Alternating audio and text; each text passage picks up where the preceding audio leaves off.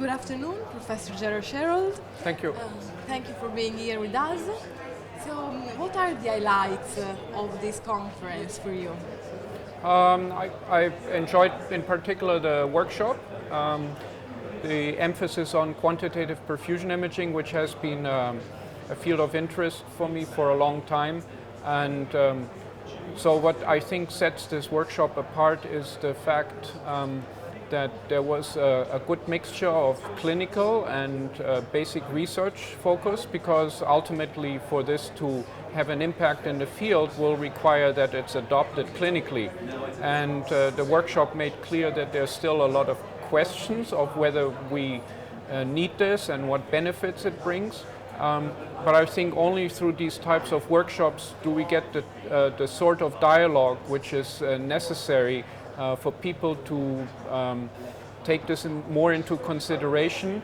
And there are also clearly people from industry which attend these meetings, and it's not just up to the clinical people but also industry to develop the tools necessary so this can be applied more widely. I mean, one of the organizers of the workshop, Peter Kelman, has provided a tool which makes online maps of perfusion, so that certainly for clinical application will be extremely useful.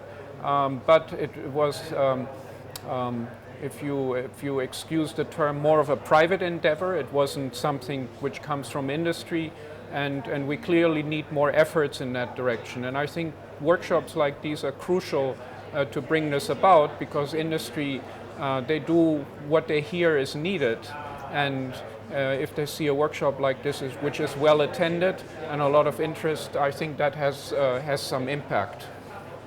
Thank you. And how do you see CMR going in the next years? How I see CMR evolving over the next... Exactly, evolving over time in the next years. I think actually CMR, the growth has picked up over the last couple of years.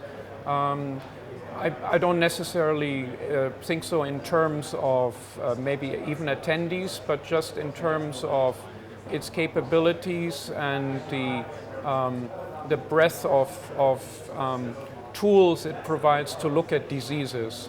Initially CMR stood out because you could do LV function and things like this very precisely. And I don't think it would have survived with that. And now we have tools for tissue characterization, we have quantitative perfusion. I sometimes think of CMR as the virtual physiology lab, and I think that is very unique. I don't think other imaging modalities necessarily provide the same set of tools. That's why actually early on it was called the one-stop shop.